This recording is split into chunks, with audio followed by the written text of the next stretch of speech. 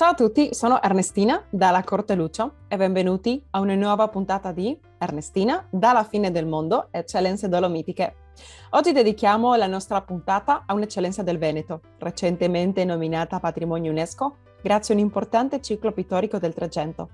Oggi in questa prima puntata parliamo della bellissima e straordinaria città di Padova. A raccontarci le sue esperienze è Giorgio Andrian, un padovano nel mondo, importante esperto e referente del mondo UNESCO e anche uno dei fondatori del Club Amici Padova UNESCO. Dalla città di Belgrado ci racconterà la sua esperienza e la sua avventura UNESCO nella candidatura di Padova Urbis Picta. Ciao Giorgio, benvenuto, è un piacere averti oggi qui con noi. Come va? Benissimo, ciao Ernestina e saluto tutti quelli che sono in collegamento con noi. Va molto bene, grazie, va bene. Ecco, sono contenta. Prima di iniziare, Giorgio, così i nostri ascoltatori ti conoscono, perché non ci racconti un po' più di te? Un po', perché non sono giovanissimo e vi confesso che ne ho fatte di tutti i colori nella mia vita, quindi vi do così solo alcuni titoli. Dai. Però sono nato e cresciuto a Padova e a Padova ci torno regolarmente per occuparmi di questioni culturali. Poi vi racconto l'avventura della candidatura UNESCO. E quindi a Padova mi chiamano simpaticamente il padovano nel mondo, per cui mi sento molto in sintonia con voi stasera, bellunesi nel mondo o veneti nel mondo, perché lo sono anch'io. Dal secondo anno dell'università, in realtà, con la prima borsa di studio che sono finito negli Stati Uniti, non ho mai smesso di essere un padovano nel mondo, per cui lo sono stato e lo sono ancora, perché adesso vi sto parlando da Belgrado, la capitale della Serbia, e lo sono stato in diverse parti del mondo. E questo è un po' strano, perché se tu vivi solo in un posto, poi alla fine un po' alla volta no, ti adatti. Invece cambiando, io ho fatto delle fasi della mia vita, negli Stati Uniti prima, poi ho abitato in Ucraina, in Germania e adesso a Belgrado, no? Quindi sono posti completamente diversi. Sì, scusa, Giorgio, ora ti trovi per lavoro a Belgrado o per qualche interesse culturale? Mi hanno mandato in castigo, qui io ho fatto No! il funzionario dell'UNESCO, sì, no, adesso vi spiego. Sono nella mia quarta vita, no? Nella terza vita facevo il funzionario internazionale, lavoravo per le Nazioni Unite e in particolare per l'UNESCO. E quando si lavora per le Nazioni Unite di solito ci si sposta. E quindi io ho lavorato a Parigi dove c'è il quartier generale, poi mi hanno mandato a un ufficio che sta a Venezia che si occupa dei Balcani e del Caucaso, e poi a un certo punto cercavano una persona che volesse trasferirsi a Belgrado dove dovevano fare il UN Country Team. Nessuno ci voleva andare, ho detto ma vado io, è una città interessante, ci ero già passato un po' di volte e mi sono trovato così bene che sono qui da, insomma, diciamo, per metà del mio tempo, da ormai 10 anni. Mio figlio è nato qui e quindi sono chiamato simpaticamente Srpski Zed, che vuol dire tu sei uno di noi, tradotto in maniera, è molto bello, è il più bel complimento che possono fare a una persona. E te lo dicono se lo sai davvero, come nel mio caso, cioè di sangue, oppure se ti vogliono tanto bene. Quindi in questa fase della mia vita io sono Srpski Zed e sono contento di esserlo. La mia vita si svolge per metà circa qui e per metà tra Padova e gli altri posti dove ho dei progetti, perché dal 2011 ho finito il mio mandato all'UNESCO e lavoro come esperto indipendente. Ma stupendo. Quindi mi occupo, io penso di fare il lavoro più bello del mondo. Perché diciamo, cos'è quello che ti appassiona più del tuo lavoro? Beh, intanto mi occupo di posti straordinari. La lista dei siti UNESCO, le liste, perché in realtà non c'è solo il patrimonio mondiale, ci sono le riserve della biosfera, ci sono i geoparchi, le città creative, ma se voi provate a cliccare non troverete mai un posto né brutto né poco interessante. Il problema è che non mi basta la vita per Mi interessa molto quel fatto che ci hai raccontato un po' che sei un padovano nel mondo e che ti trovi, ritorni sempre alla tua terra d'origine, la bella Padova, e ora ti trovi a Belgrado, per esempio. Ci puoi raccontare per anche i nostri ascoltatori un po' della tua città di Padova e un po' un paragone con Belgrado, per esempio? Sono due bellezze diverse, mettiamola così. La città in cui si nasce, si cresce e rimane nel cuore di tutti, e io quindi mi sento un padovano nel mondo e penso che lo sarò sempre, anche se dovessi, non penso che mi sposterei mai, non lo so, mai dire mai nella vita. Comunque non ho mai trascorso tutto un pezzo intero da una parte, mi sono sempre spostato, sono nomade e sono molto affezionato al mio nomadismo, perché antropologicamente penso che il nomade possa fare un'esperienza diversa del mondo, che non si offenda nessuno, però lo consiglio sempre a tutti: girate. Ti Se non lo consideri, potete Giorgio, fare sempre fisicamente. ti consideri un migrante, per esempio? Perché Migrante non è una brutta parola, però mi piace più nomade, nel senso che io credo che antropologicamente il nomadismo significa esplorazione di nuovi spazi. Non sei mai contento, oppure vuoi vedere nuove parti, quindi non è associato per me a nessun significato negativo, così come anche migrante. Siamo tutti migranti noi umani dall'inizio di questa straordinaria avventura sul pianeta, che ci piaccia o no. Forse non c'è nessuno che non ha mai cambiato casa, quindi anche se ti sposti del pianerottolo migri, no? Quindi cosa c'è di male nel migrare? Niente. Ecco perché non ha un significato, a mio parere, migrare un significato cattivo o migrante un significato cattivo. Tu come la vedi? Ma io no, però come tu sai, nei discorsi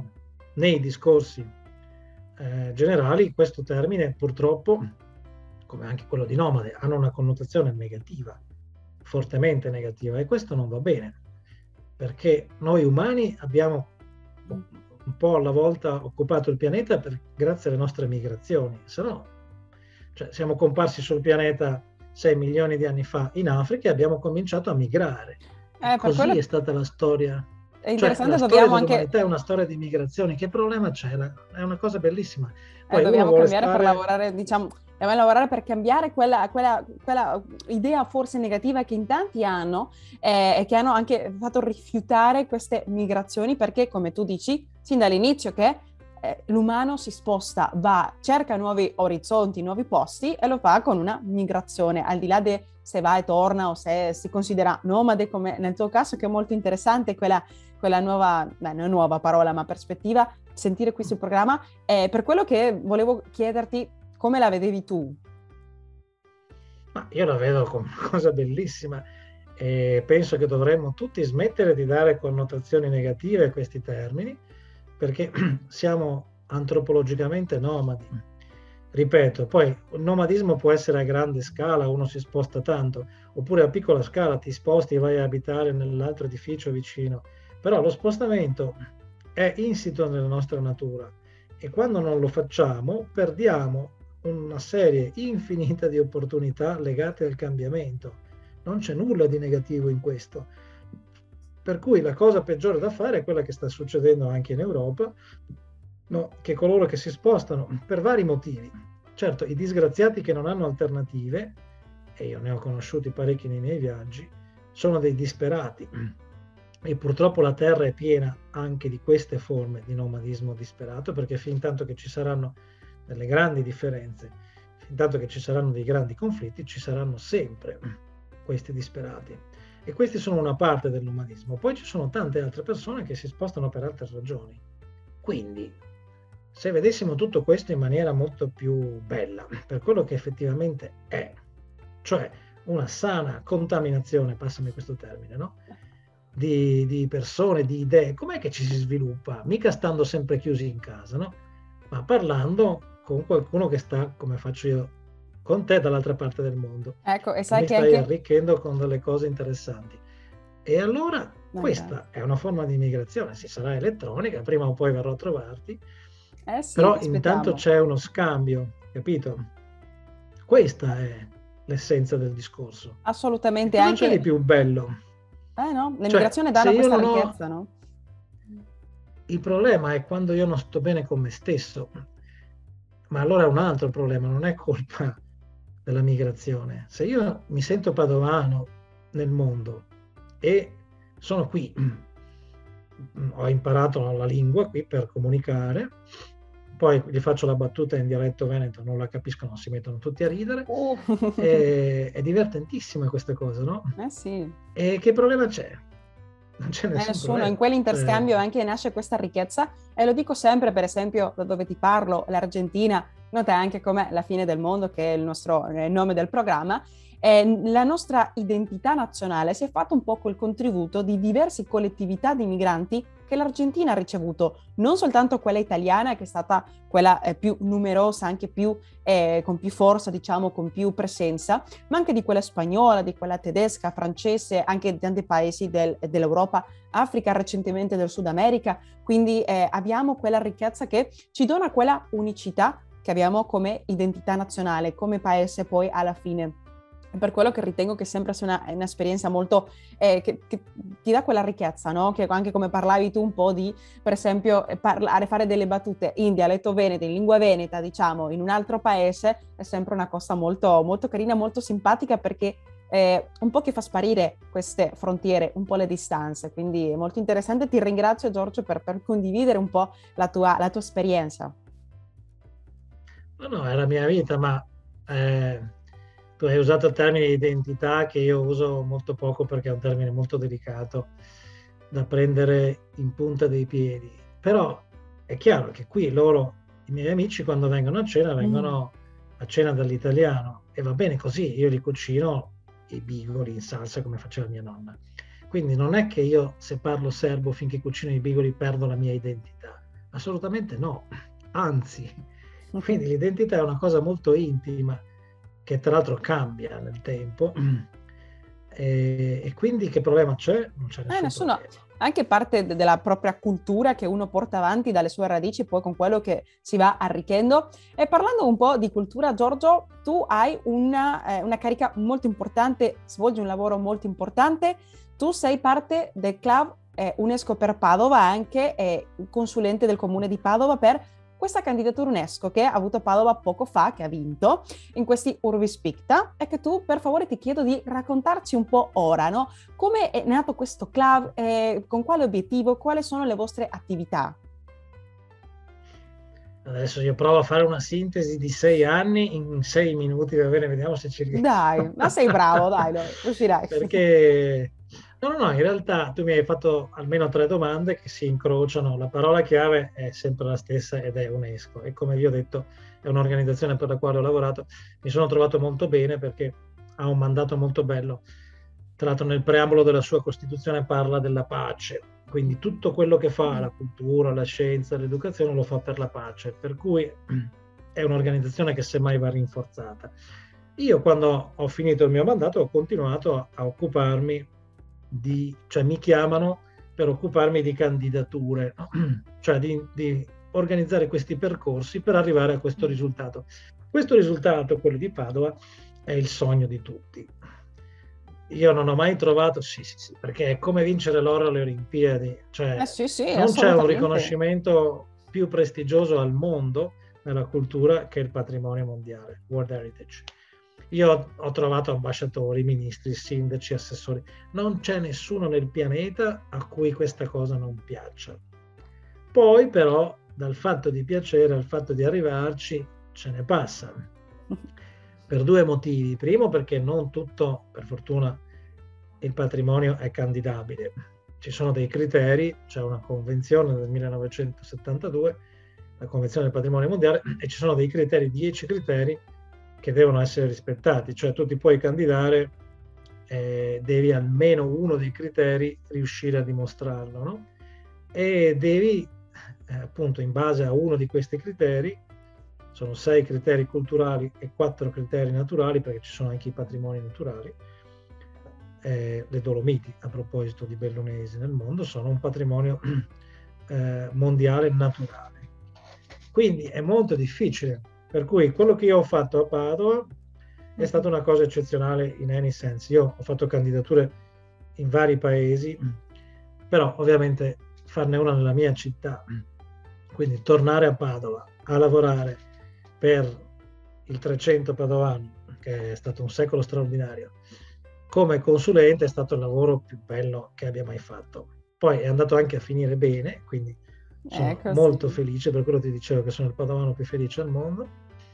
Ed è stata un'avventura straordinaria, perché la Cappella degli Scrovegni che vedete virtualmente alle mie spalle, io spiritualmente sono sempre immerso lì dentro, perché è un posto magico.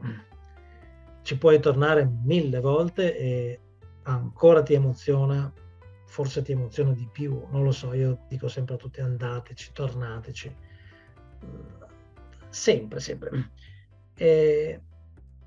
E tutti volevano che la Cappella degli Scrovegni entrasse nella lista dell'UNESCO. L'avevano detto, l'avevano ripetuto, ma non sapevano come fare. Quindi, quando nel 2012 io ho finito il mio mandato, sono tornato in città, tra l'altro per lavorare con l'orto botanico, che era già nella lista, si è sparsa la voce che c'era un padovano che ne sapeva qualcosa. E allora mi ha chiamato il sindaco, sì, perché sai come Padova alla fine è piccola, cioè insomma, io dico sempre che è un grande villaggio. E quindi mi ha chiamato il sindaco di allora e mi ha detto: ma senti, mi dici come si fa a fare sta roba? Sta roba sarebbe la candidatura. Dico: guarda sindaco, è una roba un po' complessa, ci vuole un po' di tempo, sito bonde farla. Io dico: sì, però dico non da solo, è un lavoro di squadra che richiede del tempo. Va bene, fammi un piccolo studio, un preventivo. E io gli ho detto: guarda che la Cappella degli Scrovegni da sola non può entrare nella lista. Ma come? Sei matto? Anch'io farei quella domanda, come no? È bellissima. Tutti, ma ancora, cioè tutti quanti. Io gli ho spiegato che la cappella è un gioiello, però è piccolo, e nel frattempo i siti UNESCO erano diventati più grandi, se non addirittura dei siti seriali, cioè con più location dello stesso tipo. Allora mi guarda come dire: cosa femo? Allora dico: mettimi a disposizione un paio di esperti. Dico: io non sono uno storico dell'arte, quindi mi servono degli esperti di alto livello, io faccio una ricognizione in città e poi fra una settimana ti dico cosa si può fare. Mi ha messo a disposizione il capo settore della cultura e una professoressa dell'università, e abbiamo girato la città a vedere tutto il resto che c'era e c'è di questo straordinario secolo. Conclusione: quello che voi adesso vedete con 2 clic, se entrate nel World Heritage List e mettete Padova, vedete Padova Urs Picta. Non è il nome ufficiale, però la chiamiamo tutti così. Sono 8 cicli affrescati. Cosa vuol dire cicli? Sono grandi estensioni, no? Grandi superfici, pareti. 8 che stanno in edifici diversi e che coprono praticamente un intero secolo.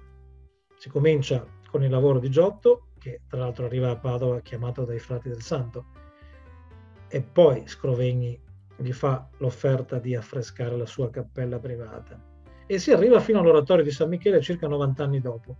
Quindi per un secolo Padova è la vera capitale culturale del tempo, dell'Italia e quindi insomma dell'Occidente, dove Giotto fa il suo capolavoro, ma gli altri artisti, che vi consiglio di vedere con la stessa curiosità.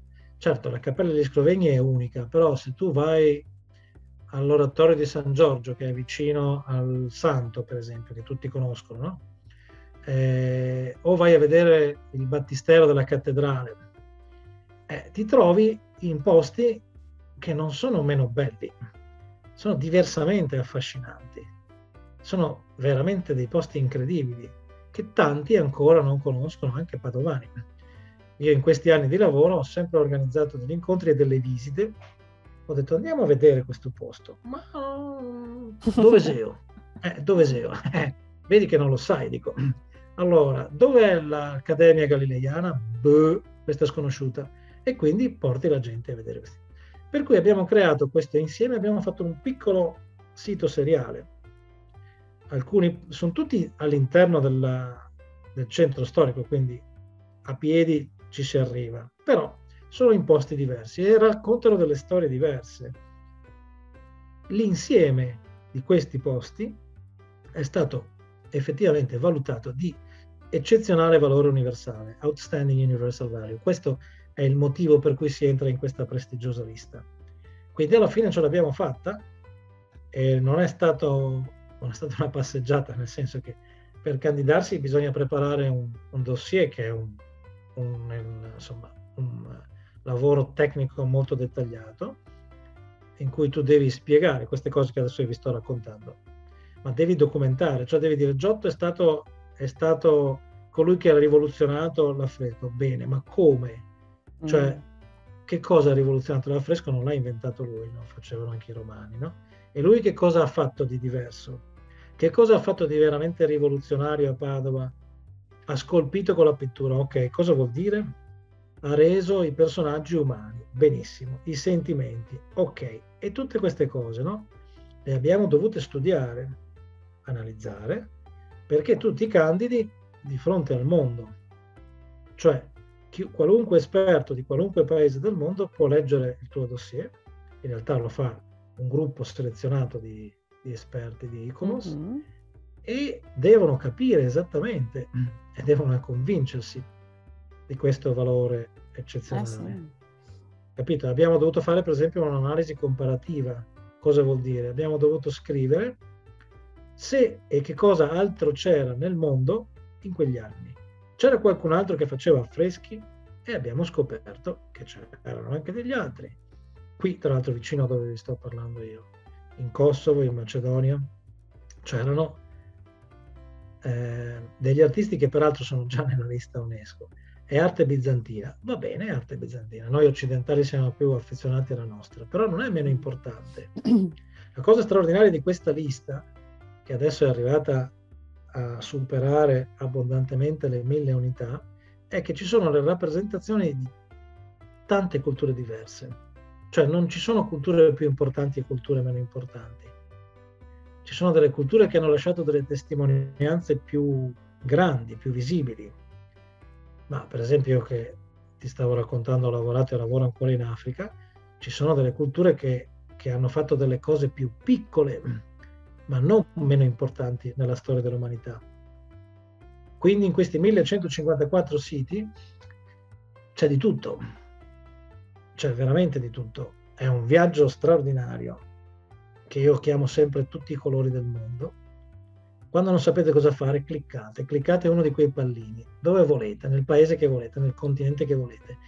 Guardate, ognuna è una storia incredibile di un pezzo della testimonianza dell'umanità in questo pianeta. È un viaggio fantastico, dalla preistoria fino alla modernità. Giorgio, possiamo ripetere così i nostri ascoltatori che ci seguono in tutto il mondo su Radio AVM, Voce delle Dolomiti, possiamo ripetere dove possono recarsi per trovare questo che ci stai raccontando, che veramente, guarda, ti sto ascoltando con tanta gioia perché è una cosa stupenda e ti ringrazio per raccontarci e avvicinarci a tutto questo. Vi aspettiamo prossima settimana per continuare a scoprire insieme questa interessante storia del patrimonio UNESCO Padova Urbis Picta con Giorgio Andrian, esperto UNESCO e promotore del ciclo pittorico. Intanto io vi saluto da qui, dalla fine del mondo. Arrivederci amici e come dice il nostro motto, vicini e lontani, mai soli. Ringraziamo Ignazio dalla Corte Lucio per la musica e il montaggio e Patrizia Lucio alla regia.